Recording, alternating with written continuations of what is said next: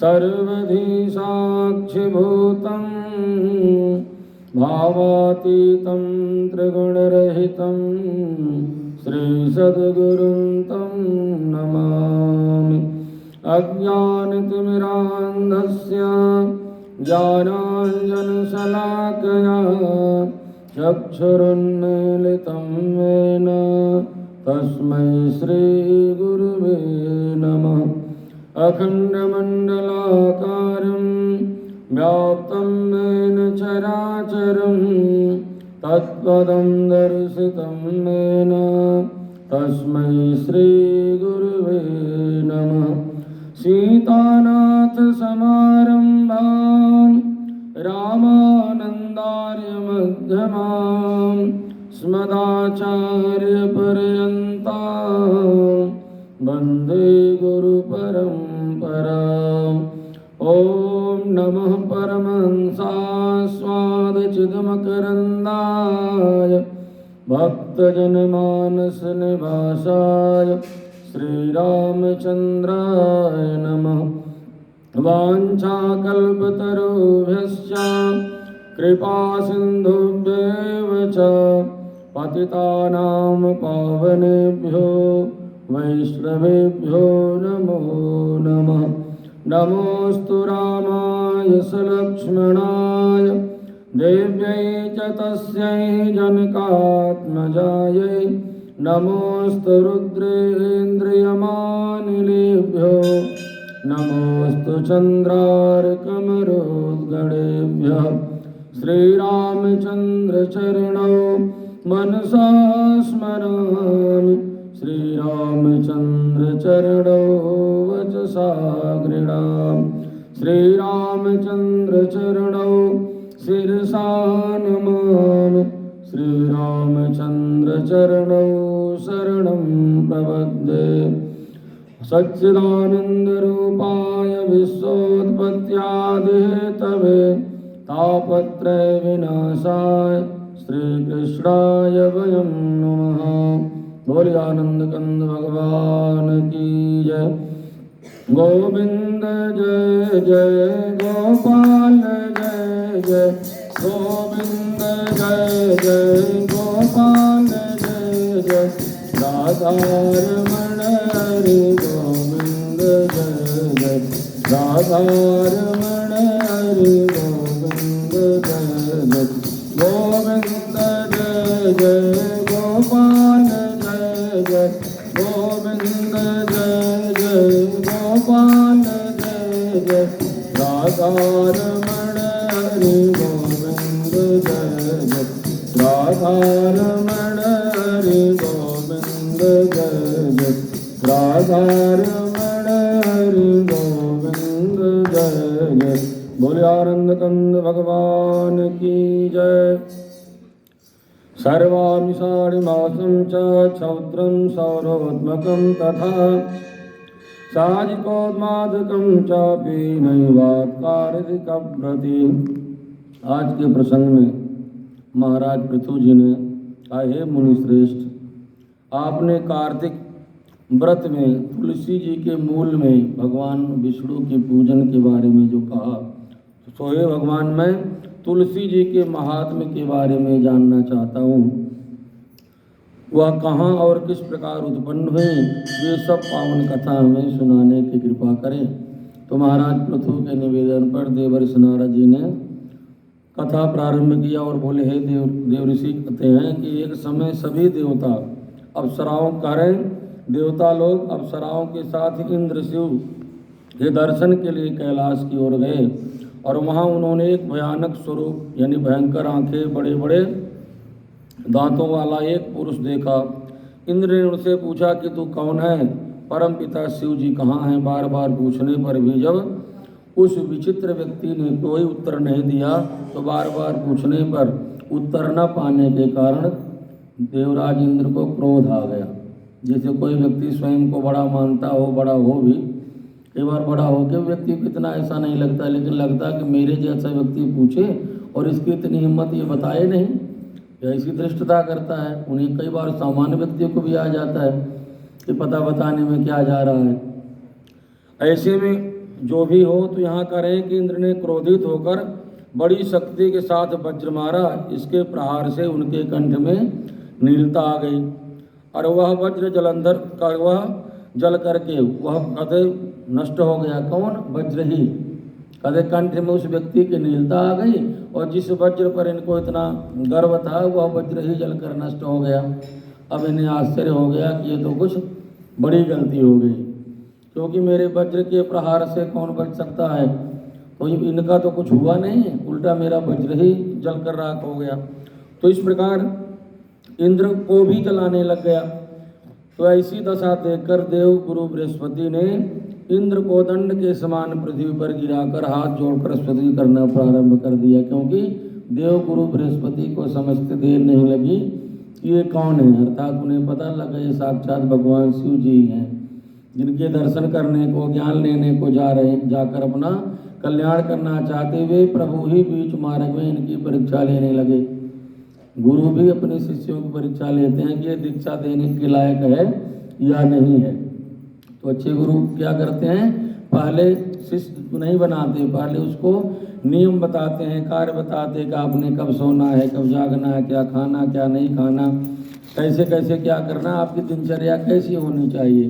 फिर आप 6 महीने बाद मिलना, 3 महीने बाद मिलना, फिर जब मिलेंगे तब हालचाल होगी कि क्या कैसे चल रहा है। जब उन्हें लगेगा अब इस योग्य हो गए तब उन्हें दीक्षा दी जाती है।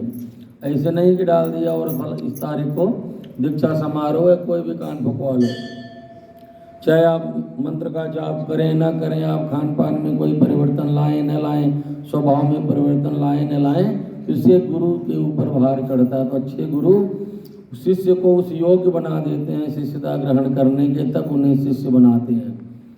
तो इस प्रकार जब कहीं संकट आ जाता है तो गुरु आकर के आगे उस शिष्य के संकट का हरण करते हैं या उसके कष्ट को दूर करने में प्रयास करते हैं। तो यहाँ क्या किया, उनको बचाने के लिए भूमि पर दंड के समान है, जो हम दंडोत कहते हैं, दंडोत यानी भूमि पर डंडे के समान लेटकर प्रणाम करने की प्रक्रिया, जो पूरा लेट जाते भगवान जी के आगे या खुद को समर्पित कर देना कहिए।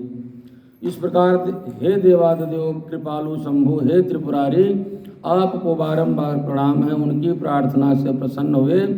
तब बृहस्पति ने कहा, हे भगवान इंद्र आपके शरणागत है। गुरु जी क्या कह रहे हैं गुरुदेव बृहस्पति जी कि हे प्रभु यह इंद्र अब तो आपका शरणागत है। और आपने ही तो कहा है, सुंदरकांड का दोहा है नहीं, शरणागत का जेता जय निज नहीं अनुमान। ऐसे अनेकों बार भगवान ने कहा कि मेरे शरण में जो आ जाता है। यहाँ तो गया शरणागत कह जेता जय निज नहीं अनुमान, उधर करें कोटि विप्र बदला कहीं जाहू, आए शरण तजहु नहीं ताहू। करोड़ों विप्र के बध का पाप जिसको लग गया हो, वह भी मेरी शरण में आ जाए तो कहते उसका भी मैं त्याग नहीं करता, उसका भी कल्याण कर देता हूँ। इन बहुत सारी बातों का स्मरण करा के देवगुरु बृहस्पति इंद्र को बचाने के प्रयास में लगे रहे और कहे, हे प्रभु आप इसकी रक्षा करें, अपने नेत्र के से प्रकट ज्वाला को आप शांत करें। तो बृहस्पति ने इस प्रकार प्रार्थना की।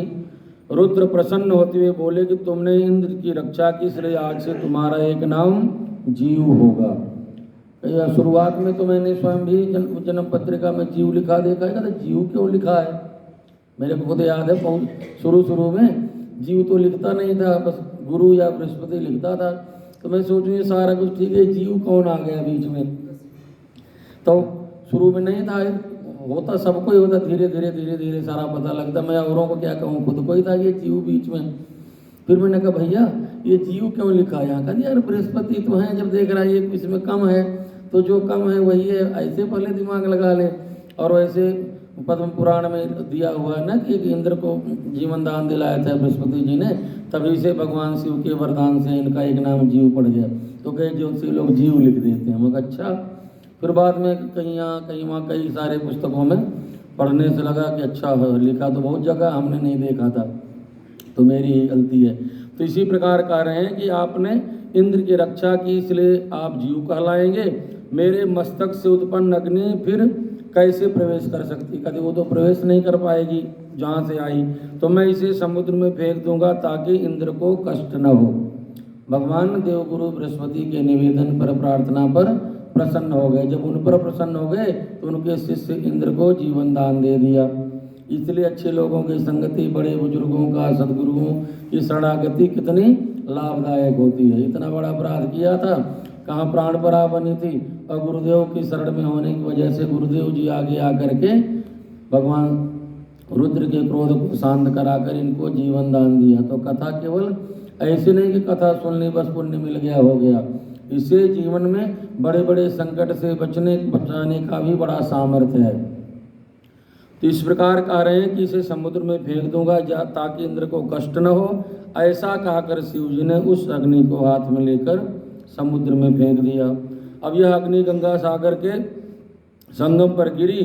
वहाँ एक बालक का रूप धारण करके रोने लगी, और ऐसा सामान्य बालक ने उसके रुदन से क्या हुआ, स्वर्ग से सत्यलोक तक सारे बहरे हो गए।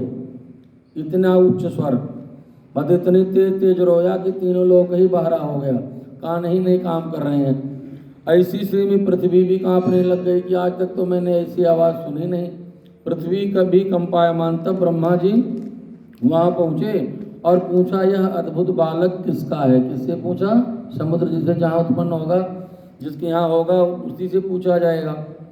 तो ब्रह्मा जी की बात सुन करके समुद्र ने प्रणाम करके कहा, हे प्रभु, गंगा सागर के संगम में यह पुत्र उत्पन्न हुआ है। फिर सारे ब्रह्मा जी की गोद में देते हुए कहा कि हे जग के स्वामी, इसका जातादिक संस्कार आप ही करें। इस प्रकार ब्रह्मा जी की गोद में देकर जब निवेदन किया, इसी बीच उस बालक ने ब्रह्मा जी की दाढ़ी पकड़ ली और इतने जोर से खींच लिया कि ब्रह्मा जी की आंखों से अश्रु निकल गया। तो ब्रह्मा जी ने तत्काल कहा, भैया अब इसमें पंचांग खोल करके नक्षत्र देखकर नामकरण करने की आवश्यकता नहीं है। जिस छोटे से बालक के खींचने से दाढ़ी खींचने से मेरे आंखों से अश्रुपात हो गया, तो इसका नाम क्यों जल निकल गया, तो कहते इसका नाम आज से जलंधर। तो ब्रह्मा जी ने का नामकरण किया जलंधर। इसी प्रकार बड़ी कठिनता से उन्होंने जब अपनी दाढ़ी छुड़ाई और नामकरण किया, इससे संपूर्ण, और साथ में बोले कि यह संपूर्ण शास्त्रों का ज्ञाता होगा, तरुणावस्था में यह संपूर्ण शास्त्रों का ज्ञाता होगा तथा रुद्र के सिवाय कोई भी इसे मार नहीं पाएगा। ऐसा कहकर शुक्राचार्य जी को बुलाकर उसे राजगद्दी पर बिठा दिया। जब भगवान शिव के तेज उत्पन्न है तो उसे बड़ा होने में समय थोड़े लगना, इतनी जल्दी ही हुआ, इस योग भी हो गया कि उसका राज तिलक भी कर दिया। शुक्राचार्य जी को क्यों बुलाया? ब्रह्मा जी ने, क्योंकि वे दैत्यों के गुरु हैं। कहीं भी कोई ऐसा पद या कोई विशेष कार्य होता है तो गुरु जी की आवश्यकता होती है। उनके ही निर्देश में ही ये सारे कार्यक्रम किए जाते हैं। चाहे कोई मांगलिक का, कोई शादी ब्याह होता है, कुछ होता है तो संभव होता है तो व्यक्ति गुरुदेव को अवश्य बुलाता है। इसी प्रकार से कहते उन्हें बुलाकर आज गद्दी पर बिठा दिया और ब्रह्मा जी वहाँ संतर ध्यान हुए। सागर ने अपने पुत्र जलंधर का विवाह कालनेम की पुत्री वृंदा से कर दिया। इस प्रकार जलंधर वृंदा के साथ आचार्य शुक्राचार्य जी की सहायता से पृथ्वी पर राज करने लगा और बड़े ही धर्म पूर्वक राज्य का संचालन करने लगा। भले ही दैत्य कुल में आया, लेकिन भगवान शिव के अंश से उत्पन्न होने कर बड़े ही धर्म पूर्वक राज्य का संचालन करने लगा। अब जो कोई ऐसा व्यक्ति जिसने सबका हड़प लिया हो और सब जिसका हड़पा हुआ वो इधर उधर दुखी होकर रो रहा हो, भटक रहा हो, और ऐसे समय वो धर्म पूर्वक राज्य का संचालन करने लगे, फिर पूजा पाठ करने लग जाए, पुण्य अर्जित करने लग जाए, तो क्या होगा? उसका वो नष्ट नहीं होएगा। और जब तक वो नष्ट नहीं होगा, जब तक वो अवनति को प्राप्त नहीं करेगा, उन्नति ही करता जाएगा, तब तक जिसका छीना हुआ जो दुखी है, भटक रहा है, वो भटकता ही रहेगा। तो ऐसे में ईश्वर को, भगवान को कोई न कोई युक्ति निकालनी पड़ती। तभी कई बार देखा जाता है कि कभी का कभी हमें मिल जाता है, कभी का किया कभी, और देखने में क्या होता है, चार इतनी पूजा पाठ करते हैं, इनके साथ ये हो गया। वो तो ईश्वर को देखना है कब का कब देना है। अब ऐसे में तो जलंधर कुछ भी ऐसा नहीं, लेकिन जलंधर के धर्म पूर्वक राज्य का संचालन करने से जो देवताओं का भाग दैत्यों ने छीन लिया है वो तो नहीं वापस मिल रहा।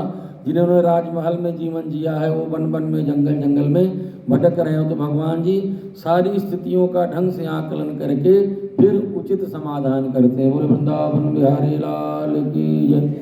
श्री कृष्ण गोविंद हरे मुरारे, हे नाथ नारायण वासुदेव। श्री कृष्ण गोविंद हरे मुरारे, हे नाथ नारायण वासुदेव। हे नाथ नारायण वासुदेव,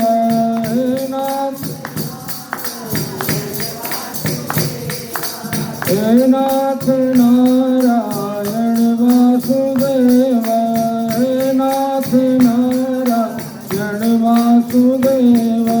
श्री कृष्ण गोविंद हरे मुरारे, हे नाथ नारायण वासुदेव।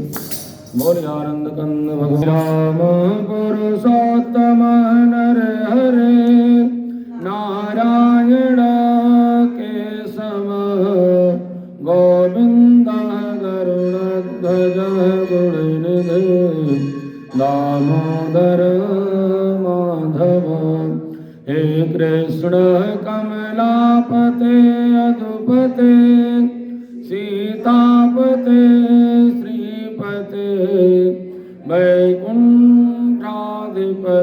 चराचरपते, लक्ष्मीपते पाहि मां।